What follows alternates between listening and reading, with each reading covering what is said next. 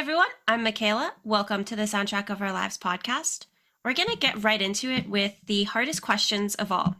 Who are you and what have you been up to recently?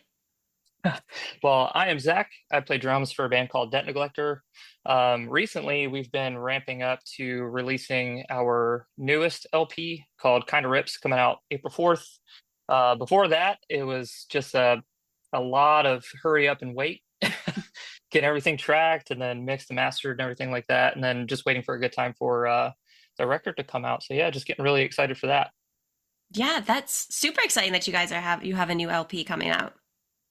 Yeah, it's been far too long since the last one, but the last one was like end of 2021, something like that. And that was like a lot of writing that happened during the quarantine. So that Hmm. process was super weird. So just like, I don't know, getting back into the actual swing of things Yeah, was interesting on this one, but it was a really cool process. I think we're really stoked on how it came out too. So. that's always good that you like Mm. how it came out. Well, yeah, it would suck to have, put all that energy into it and be like, you know what? Actually, are we going to release this? Mm. So, what was the process like putting, kind of writing the songs and putting the album together? Yeah, so our process in a lot of ways, I think, was pretty similar. Our bass player slash lead vocalist, Alex, he does a lot of I guess I should say he's like the primary songwriter. I think like instrumentally, he does probably like 75% of the Hmm. writing and then pretty much all the lyrics. Um, so his demo process, I think, was pretty similar for this time. Though we did do something for this LP that we had never done before, and that was like a legitimate pre-pro Hmm. process. Um, and I think it really just stemmed from the fact of like before that, obviously we'd be like really rehearsed and ready to go into Yeah. the studio. Um, but then we would start having these ideas in the studio, and we wanted to kind of cut down on that and Hmm. have as much of it sort of mapped out ahead of time. So this time I had just recently purchased like an E kit, drum kit. So I was able to actually track digital drums for demos. Oh, nice. Um, and then, they built newer versions of all their tracks like on top of that. So it was I would say like a more involved process. But in terms of the actual songwriting, it's a lot of Alex demoing stuff, bringing it into our rehearsal space, and then us, giving our input, playing around with it, and just Hmm. getting it to whatever like that final product is.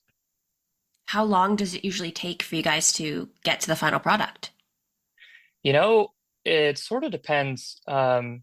There have definitely been songs where Alex will send it to even just our group chat, just like as a heads up, hey, I wrote this. And collectively we're immediately stoked on it. And not to say that we're not, generally stoked on all the stuff he's Hmm. doing, but sometimes it just comes together super quick and we don't have a ton of notes. We all have like I would say a pretty significant variation in like our personal influences. Hmm. So there's always some of that that's going into um, like the collaborative writing process. Hmm. But some are really quick, and then others will just go back and forth, over the course of a few months of us in our practice space before we get to something that we're like really stoked on. Um, it's not a race for us though. Like I don't think any of us really get frustrated about that. It just kind of is what it is, and Hmm. if we spend a bunch of time on something and it doesn't really pan out the way we wanted to, we're okay with, just shelving it, maybe coming back to it later Yeah. too. So you guys have already put out, I believe, four songs from Yep. it. Yep. What was the thought process behind putting out those four? It's always sort of just striking a balance of what songs can we pick that are going to be representative of the record as a whole. Hmm. And then I think a part of that calculus too is always um, what are people going to connect with the most out of all of these songs? What feels like it's the catchiest thing? So like we want it to be broadly representative of all the material on the record, but for singles we also want it to be really catchy. Like we Yeah. lean more towards the catchiness when we're picking those songs to make sure if someone's hearing us for the first time, especially, there's something that for them to like hook onto, Hmm. What have people thought of these four songs? I think the reaction has been really good so far. we uh, like before we put stuff out, we'll usually share a lot of things with like close friends Hmm. to get some feedback in that way. And even, sometimes that'll actually help us in the single selection process, right? Because like we have are so entrenched in it for so long, having fresh perspectives come in to be like, Hmm. oh, I listened through everything and these three or four songs stood out the most. Um, but generally speaking, the feedback has been really good. We've introduced, I think, all four of those songs, and then maybe one or two more into our live set, and we've Hmm. we've played through a lot of like a few of those over the last couple of months, and the reception for the gigs have been really good too. So Good. yeah, I think we did an okay job picking the singles this time. So, for somebody who hasn't seen you live, what can they Mhm. expect? Um, you know, uh, I think we're pretty straightforward. Occasionally, pretty decent banter. Most of the time, it's a mixed bag. Really, we're just there to play our songs and hang out. Hmm. Honestly, like we put a lot of emphasis into our rehearsal and just like a sort of personal, like individual responsibilities of making sure we're well rehearsed and like we're always trying to play our set as tight as possible. Um, but yeah, just like gruff, catchy punk stuff. We might say some dumb shit on stage, silly dumb shit. We'll say a lot of political stuff usually. That's pretty much, and a lot of our songs happen to be about how much everything sucks. So Hmm. there's probably a lot of maybe commiseration or catharsis, hopefully, for some people. That's all. I feel like that's always a good feeling. Like just being with a lot of people who feel the same way about the world as you. Yeah, it's really nice, and it's this really cool connection. In a lot of ways, it's sort of unspoken, which I don't know. Live music, just in general, is just such a beautiful thing, and I Hmm. think that's what we're all getting older, um, and this is a passion project for us. We have full-time jobs and a bunch of other responsibilities outside of the band, so our ultimate goal is to just have fun and play all the songs like that we worked really hard on. Hmm. Um, so if people connect with that at a live show and are stoked on that, that's like the coolest thing ever. How do you balance having a full time job, a life, and a band? We don't. No, I'm just. Honestly, it's just like with all things. Our time is really limited. Sometimes it is a struggle for coordinating to even be able to accept offers for shows and stuff. Hmm. And that's always a bummer. But all of us are very much on the same page of like we have our own things going on. No one's going to be mad at someone else if they have something already happening a particular weekend or for like if we're looking at doing like a week run or something like that. Um, so there's a lot of give and take. We try to be as regimented with practicing as possible and try to at least Hmm. knock out one a week. Um, and sometimes that's really difficult too, like just stress happening in life. I mean, the world being on fire, and sometimes you just don't really want to do much of anything, even the things you enjoy, which, Hmm. we enjoy practicing, we enjoy playing. And sometimes that's really tough because it can also feel like a responsibility sometimes, at least for me. Like, Yeah. I don't know if the other guys feel that same way, but every once in a while, it's like, I love this so much, but I kind of need a break because I have Yeah. so many other things going on. But fortunately, we're all very chill about that. That's good. I'm glad you found people who you're able to kind of make it work with. Yeah, I don't know how bands function without you know what I mean? Like without Yeah. having that sort of just kind of agreement with each other and that sort of like-mindedness, especially in those logistic type of situations. Where I've been in bands where that is not I it's weird because I've been in bands where it's like we could do anything ever, right? And it Hmm. was never an issue. And I've been in bands where we could do a lot of stuff, but then even the most mundane decisions felt more stressful than they should have been. Hmm. And so I will definitely trade that for playing less. Like I would Hmm. much rather play less and not have to deal with weird, stressful situations that don't feel necessary. You know what I mean? Yeah. Nobody likes those kinds of situations. No, I mean, I'm sort of convinced that some people do like that. And that's why all the situations feel like that around them. But um, and that's not towards a particular person, just like a vibe you Yeah. sort of pick up on, I think we all have that somebody that we know who's just everything is a big deal. Yeah. that is a wonderful way of putting that. Everything is just a big deal. Yep. Which is an interesting way to approach the world. It makes For sure. everything important. Yeah, which I feel like at work, everything feels like it's priority number one. So I'm like, Hmm. if everything is the main priority, is anything actually a priority, you know? Right. And I try to avoid that in my personal life because, Hmm. like, get too much of that during the 9 to 5. I don't need to be taking that, with me after work. Yeah. So, do you have a favorite show or a venue that you've played? I mean, generally speaking, our sort of home base is Will's Pub in Orlando. We've played there more than anywhere else. It's a really, really awesome venue.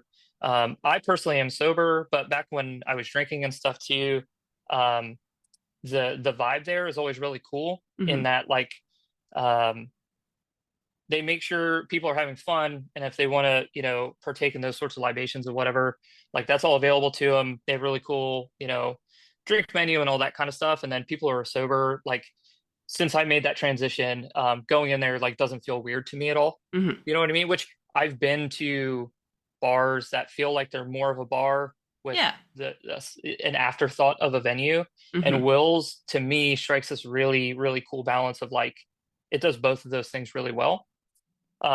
So that would be venue wise, and of course, like just random places we've played on tour. Um, but then in terms of shows too, it's always cool to jump on like a big one out like a House of Blues or Hmm. a Hard Rock or something like that. Or we've played at a St. Augustine Amphitheater, which to me is like I don't I don't know of any show that's happened there that I would have gone to. It's not like a venue that I track at all. It Hmm. seems much more like Jimmy Buffett style thing. But they were doing a festival, I think, and Propagandhi was playing, and we were one of the bands opening for them at Yeah. this amphitheater. So stuff like that is also really cool. But just generally speaking, it's like if the sound on stage is serviceable Hmm. and we can play and we're not in any danger, like that's a good venue. Like we're cool with that. I like your standards. That's good. Yeah, very low. But that's good. That means that you're able to exceed them very easily. Sure. It's like I'd rather go into pretty much everything with the lowest expectations and Hmm. give myself an opportunity to be pleasantly surprised by Yeah. something, as opposed to having like super high standards and being Hmm. bummed out all the time. I feel like I approach life very much the same way. You know, it feels like a pretty healthy thing to do, Yeah. right? Everyone calls me a pessimist, but I'm like, well, I'm always getting surprised by the world, so I feel like it's also optimism too, because you're leaving that Yeah, space for things to go well. exactly. And it's like if you know you're setting yourself up in that way, like it Hmm. seems like for both of us, it's like very much a conscious thing. Yeah. It's like I'm open to this being awesome. I'm just not gonna, get myself overexcited about something Right. because I have a tendency of like hyper focusing on Hmm. things. I need to avoid that. I need to not think about this thing coming up. I need to keep my expectations low, and then when I get there or the thing is happening, just be as stoked as humanly possible. Yeah, I try to go into most things with no expectations of how it's going to go, and then Yeah. everything exceeds that. Love that. That is such, I mean, it feels natural to me just because that's like how I'm approaching things Hmm. too. But I think that's something I think we should be sharing with people. I Yeah. think that's a kind of like a life hack, as corny as that sounds. Hmm. It is sometimes it's hard because you're like, okay, I really hope this happens, Oh but maybe yeah. it won't, you know? Yeah. So, yeah, some of that's like unavoidable, right? Hmm. Especially, I mean, there are just some things that are such a big deal. It's like, how do you not get at least a little bit excited about it? Right. But, all things in balance. Yeah. So when you are feeling uninspired to make or play music, what do you Mm. do to get re-inspired? Oh man, that is a surprisingly difficult question. You know, I'll say like for me personally, I'm like recently diagnosed with ADHD, so Hmm. I've been exploring what my life is like in terms of like how I approach responsibilities or hobbies or things that are exciting to me. Because prior to the diagnosis and being medicated, um, I had what I would refer to in like it's probably really dumb, but I called it like divine motivation Hmm. because I could never control when I had like a spark Yeah. to do something or I felt like extra motivated for something. So if I got to a point where I'm trying to write and it just runs out or I'm not feeling it, Hmm. in a lot of cases, I don't know when that's coming back, right? Um, Fortunately, in this project, my contributions are happening at a point where it's like, they give me a lot of freedom in terms of writing my drum parts, but the way that the stuff gets demoed is they're already sort of communicating what they want the vibe to be. Hmm. So it's a way easier thing for me to approach at that point to go, okay, I understand like what you're going for here. I wouldn't play it like this. I would play it like this. Is this cool? Hmm. And that's sort of like that creative process. So it works out really well for this band and how that's structured. But I'll say like in other projects, I have had like I guess what you could call writer's block for the better part of like 14 months now, Hmm. where I can't even remember the last time I picked up a guitar. Like it was, I mean, like that 14 months Yeah. is like roughly where it's at. And I just, too many things going on, Hmm. or I'm just not necessarily feeling stoked. And I don't really know how to solve for that. I think maybe some of the dudes in the band, they just are like, I know I'm not feeling motivated. I'm just going to sit down and I'm Hmm. just going to start playing chords. I'm just going to start humming melodies or something. And they can kind of like re-engage with that process. Doesn't work for me personally. Um, but yeah, that's a tough one. I feel like if someone could crack that, we would all be a lot less frustrated as musicians. Yeah, I feel like everyone has their different method, different tricks. Mhm. Whatever works for you. I'm at a point now, like as long like this is the only project I'm in right now that like I'm required to have any of that sort of input really. Hmm. I'm not playing currently in any other project, so like anything I would write would just be something I was demoing out to Yeah. maybe do for something else. So there's like no pressure there. If I was currently in a project where more of the writing responsibility was on me, I honestly don't know how I do it. Maybe that pressure would be helpful, but Hmm. yeah. Yeah. I've heard a lot. Like, I'm always learning new tips and tricks when people answer that question. Oh, sure. What do you got? Or do any like stand out to you that you've heard so far? Somebody said that they've been doing this for, I think they said like 20 something years. Every Monday, they send a snippet of a song they're working on to one of their friends, and their friend will send a snippet back. Whoa, that is some crazy cool accountability. Every Monday. Yeah. That's incredible. And having it structured like that too is pretty neat. Hmm. Like it's an appointment, right? It's like, Right. well, you know, we're only a couple days away. I better have a snippet of something. I like that a lot. I might Yeah. try to use that. I really liked that one because I thought, like, because I feel like accountability always helps. Sure. Yeah. Because, like, yeah, we all have things we say, oh, yeah, I'll get to that, I'll do that. And then you just never do it. But the moment somebody's like expecting that from you, you do it. Oh, 100%. Like, yeah. I mean, in a lot of cases, unless I have that sort of external pressure, if I'm just piling up all the stuff that I want to do, I mean, it's like insurmountable at this point. So, Yeah. So I feel like that accountability is kind of an interesting way to approach a creative block. oh, totally. Yeah, I'm being genuine. Like, I am Yeah. actually going to hit up a buddy of mine to be like, let's try this out. Good. Yeah, I'm glad I that's was able awesome. to help. No, it's fantastic. Like, I'm actually very stoked to try that out. Yeah. Well, let me know how it goes. I'll be interested to hear. I absolutely will do that. Yeah. Now I'm completely off track and I don't know what I was asking you to ask next. So, do you have like a non-music related hobby or a passion that kind of fuels your creativity? It's kind of all over the place, which, yeah, like I previously mentioned, like the ADHD stuff, Hmm. and for like the majority of my life, I was always just like super frustrated with myself because I would get interested in something, I would try it out, I would get like hyper focused on it, learn everything I possibly could, like Hmm. research, for a couple of months on end, and then I would do the thing, be stoked on it, and be like, okay, well, I'm bored with this now. And then, it's like common for people, with the same sort of symptoms where it's like you have the hobby graveyard, Hmm. and I have one of those, bunch of random stuff. I draw, I make candles. I've done like all kinds of crafts. Um, Weird, like working on a motorcycle out of it. Like I got a motorcycle endorsement and decided I wanted to try to do that. It's just like anything that seems interesting. It's like, Hmm. yeah, I want to try that thing. And for so long, I was like really frustrated with myself because you'll see people who are like, oh, I found my thing. Yeah. And it's like, they wake up early on Sunday morning and they just can't wait to do this thing, whatever it Hmm. might be. And I've never really had that outside of those little spurts of like a couple months at a time. Yeah. Um, so now what I consider to be my hobby is collecting hobbies. Yeah. Like I just tried to shift my mindset to be like, this is not a bad thing. Hmm. I enjoy learning.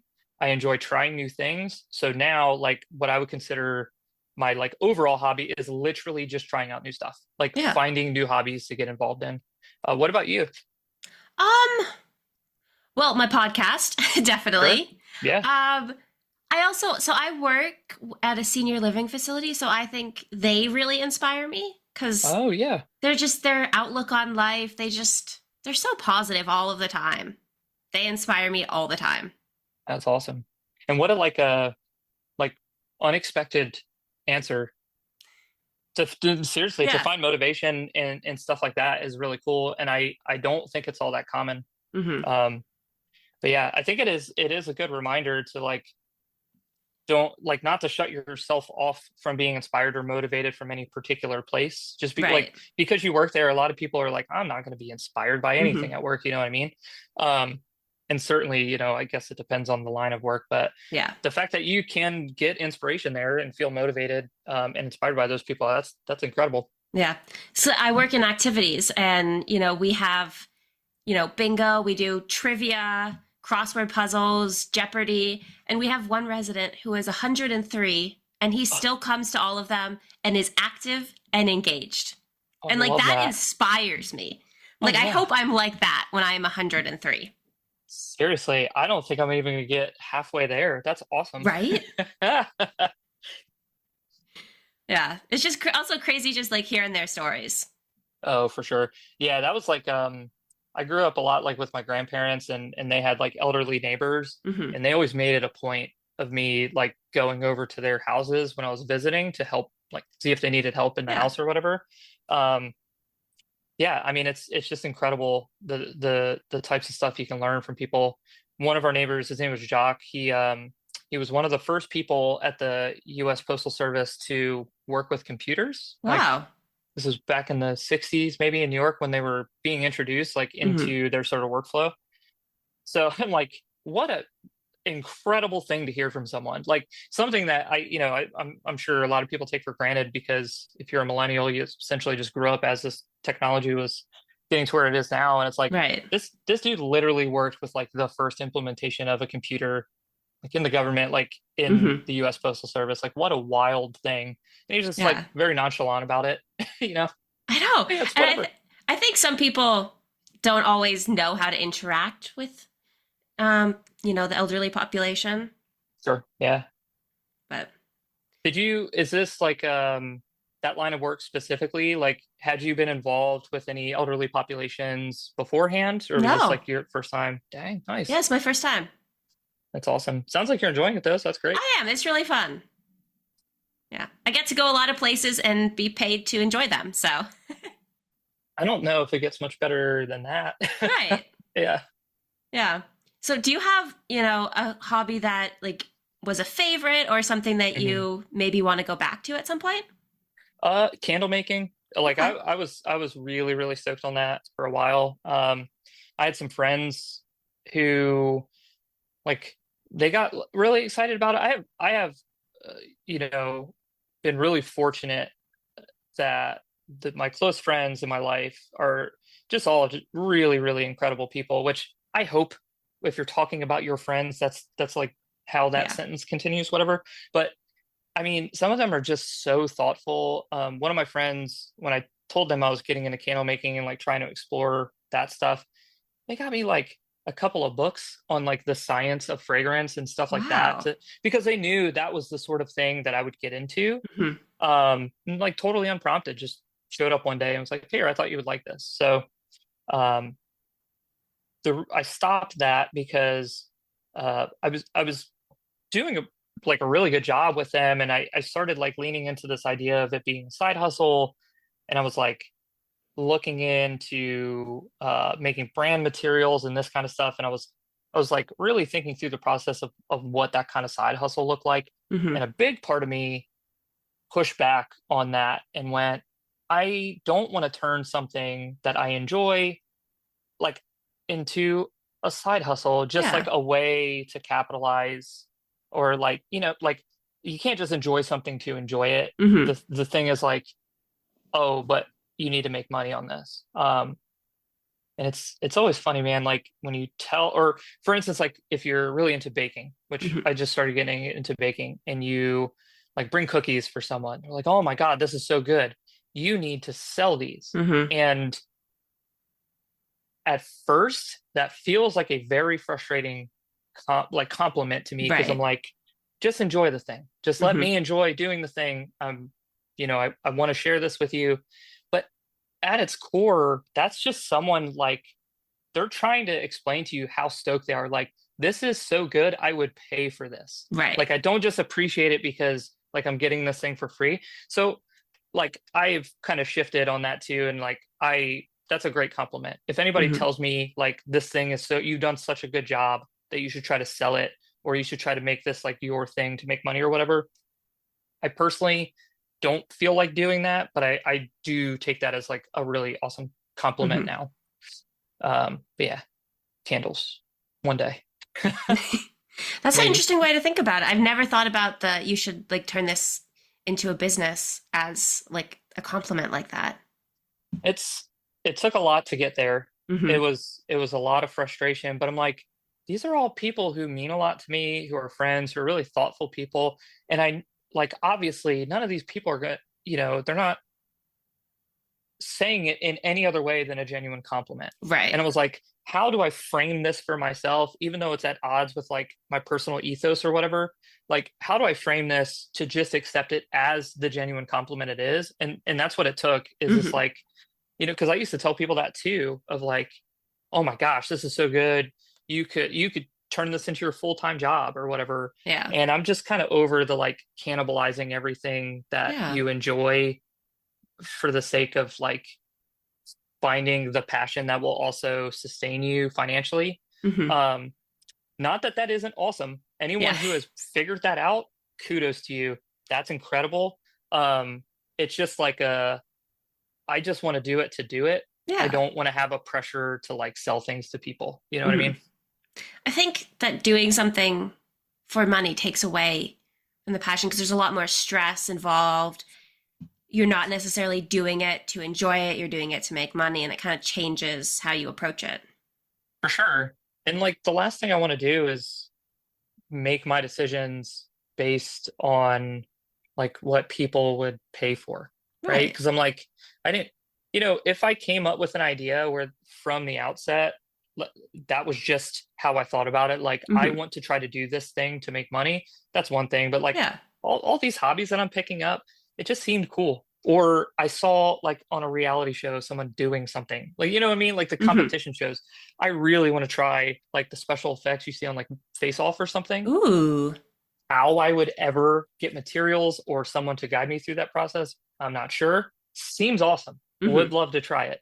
But that's the thing. It's like I wouldn't get into it, get to where it's like functional and I could make a mask or something and then be like, oh yeah, I'm going to be a professional at this now. Hmm. You know what I mean?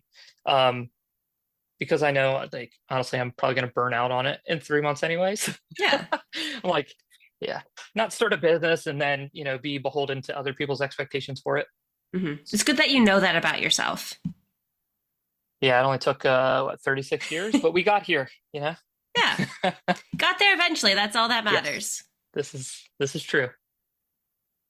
So now every time you start a new hobby, there's no pressure to kind of make it your passion. Exactly. I'm just like, I'll see how far this goes and Yeah. see how much I can learn about the thing. And being able to let go in that way was like just a really, really huge level up for me, like for my mental health, Hmm. to stop being like, because I would be bummed for sometimes like weeks afterwards because I couldn't find motivation to go back and keep doing the Hmm. thing. I'm like, oh, it just ran its course. Like Yeah. I learned what I needed to learn. I did what I needed to do, and now, I'll wait till the next thing pops up. Yeah.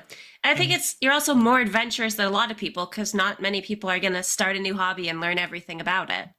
So, You know, adventurous is such a generous way to talk because I mean, I guess now I'm trying really hard for it to feel that way. Um, but yeah, thank you. Actually, no, I'll stop. Thank you for framing it that way. That is actually helpful for me in continuing in like uh not being frustrated with myself. yeah. So thanks for that. Because I don't know many people who'd be like, oh, candle making seems cool, and then dive into it fully and really give it their all. Yeah. It's it is a strange feeling too, right? Like I don't know if you've ever experienced that, like what I describe as like a hyper focus Hmm. or Yeah, I um have. so so you're then probably familiar with this, right? It's like Hmm. that's all you think about. Yep. So it's not even like I'm being consciously adventurous. It's just some switch just flips. And I'm Hmm. just like, okay, well, I guess this is going to be my life for 2 months. You Yeah. know? And the medication, like I mentioned, has been really, really helpful in helping me avoid getting into things in that way. But I'll be honest, like I have not picked up a new hobby since I started uh my medication Hmm. for ADHD. So I don't know, like work and like life have been pretty interesting, and the stuff with the record have been taxing in some ways too. Hmm. So part of me is like, I'm not beating myself up about it, but I'm also just kind of curious how that's going to look for me moving Yeah. forward because it hasn't happened yet. So I guess Hmm. we'll see. I'm sure you'll find a new one. I'm sure eventually too. It'll be something so weird and out of left field, but I'm going to be excited about it. Again, it's adventurous, trying new Yes, things. yes. It's my adventurous spirit. This is what's Yeah. happening. Yeah, yeah, Because not everybody's willing to yeah. go all in on something new. Well, and I think that's true. And for the longest time, I was like, well, I want to be like them because they Hmm. already found the thing. And, someone who's like really into reading and they're like, I read every night. I read whenever I can on the weekend. I wish that was my thing, outside Hmm. of like current events and news and stuff. Um, but yeah, on the other side, I mean, it is what it is, and I'm just kind of like over being frustrated at myself Yeah. for just the way my brain works. Just like do my best to accept it and like try to frame it in a way that is positive and like I Hmm. can keep growing with it. Um, but that is like it's a conscious effort. Yeah, there's not much we can do to change how our brains work, unfortunately. No, man. And I keep trying. But, rarely works. So here we are. Yeah, that's a hard one. You can't Yeah, really get past yeah, that one. that's true. That's one thing science has not figured out yet. And I mean, the Adderall stuff has been great, and that does what I need it to. Hmm. But I do that because that stuff sort of got to a point where it's like kind of debilitating for me. Yeah. Like in work and personal life and stuff. Um, Outside of that though, like I'm not really trying to do anything else to my brain. I'm just trying to let it do its thing. Hmm. I mean, obviously, um, if for whatever reason, which like I don't think this is really a thing, but like if anything felt troubling to me, like cognitively, then obviously I'm going to go after that. But Yeah. in terms of just like how I think about things and um, like my emotional like EQ type stuff, Hmm. like no, I'm just going to let it keep rolling and Yeah. try to Sometimes we get through just every need a day. little extra help. This is it, and that's okay. Yeah, it's Like totally okay. no stigmas around any medication that anyone needs to function in the way that they want to function. More power to you. Yeah. You should be able to function the way you want to function. This is it. Yeah. That therapy, whatever you need, it's like that stuff should be at your fingertips. And I hope like because I know not everybody has access to therapy, not everybody Hmm. has access to a psychiatrist if they need to go down that route, or even like primary care physicians or healthcare in general, Yeah. because this country is a dumpster fire. Um, so you know, I think it's also really important too that when people do finally get to a point where they have access to things that they are not then having to struggle against like a stigma against Hmm. it, right? It's like it was already this uphill battle to even get access to these things. Yeah. You don't need other people going like, oh, well, you should just try exercise. It's like, well, exercise can help for a lot of things, and I'm Hmm. sure it would generally help my well-being. But like, if my brain chemistry is in such a way that is not in line with how I need it to be to function Hmm. with, quote unquote normal people or whatever, no amount of exercise is going to fix that for you. It might Right. help, and it might help in your general quality of life, but um, yeah, I just don't understand why there's a stigma there. Hmm. If you got issues, do your best to try to solve them, Oh my God. or That, perceived yeah. issues. Yeah. That reminds me, totally off record and off topic, but Hmm. my high school principal tried to tell me that he would have OCD if he didn't exercise every morning, and that I needed to take gym class instead of spending time in this one like office that was both like help with school and therapy combined. Yeah, He tried to tell me I needed to be in gym class instead of there. it's like, okay, where is your medical license, dude? Right. I'm like, Like, also, you're a high school principal. yeah, you have no authority to tell me what is going to help Right. me with my mental health. Like, get out of here. Yeah.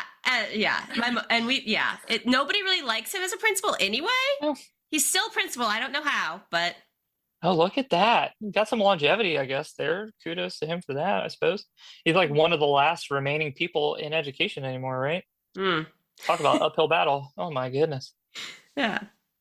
Okay. So before I ask the last question, was there anything Mhm. else that you want to mention or talk about today? Um, I mean, not necessarily. Yeah, I'm happy with however you want the conversation to go. We have some like plans for the year and stuff we can talk through real quick.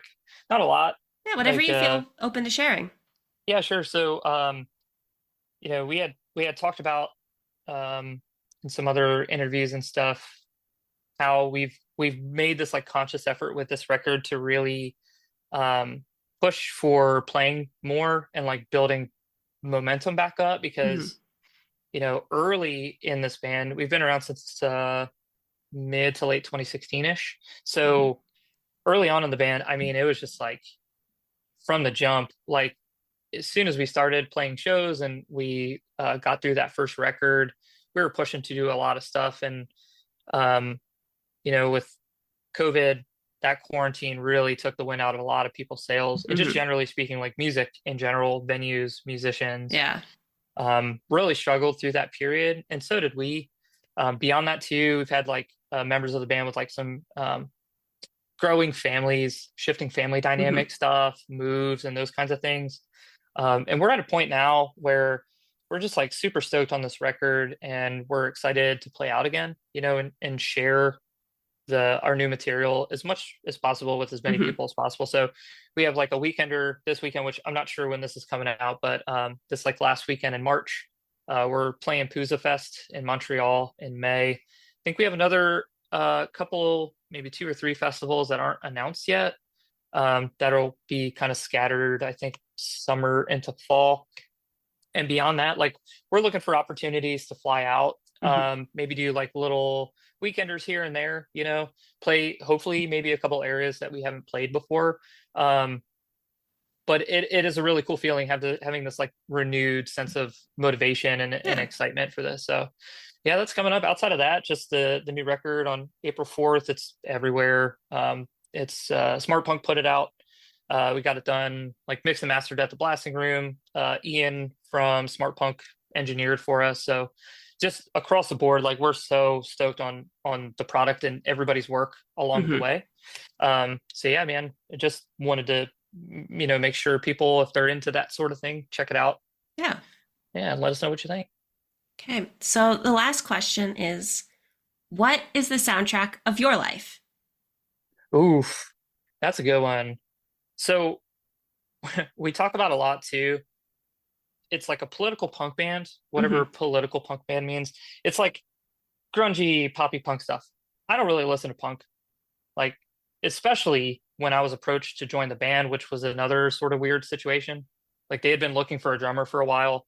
My wife played roller derby with Chris Pfister, the lead guitar player's wife, and she had mentioned to him asking me to play drums. Hmm. And he was like, "Oh, cool. Does he play drums?" Because they had been looking for someone for like 6 months. And she's like, "I don't know, but I think he really likes music," which I'm like, and now, like, of course, all of us are like really, really close friends, and it's Hmm. just such a silly thing and such a her thing to say of like just being that hopeful in something. Hmm. I'm like, oh yeah, he seems cool and he likes music, so maybe he plays drums or whatever. Um, but like our musical tastes are all over the place. The three of them are much more into punk, generally speaking, than I am, but they have their own things too. Hmm. My soundtrack is a mixture of just ridiculously heavy death metal, weird funk and jazz stuff, and podcasts. That's pretty much, and 90s alternative grunge stuff. That's like Nice. that is the all encapsulating view of my soundtrack. I like it. Very different influences. It's all over the place.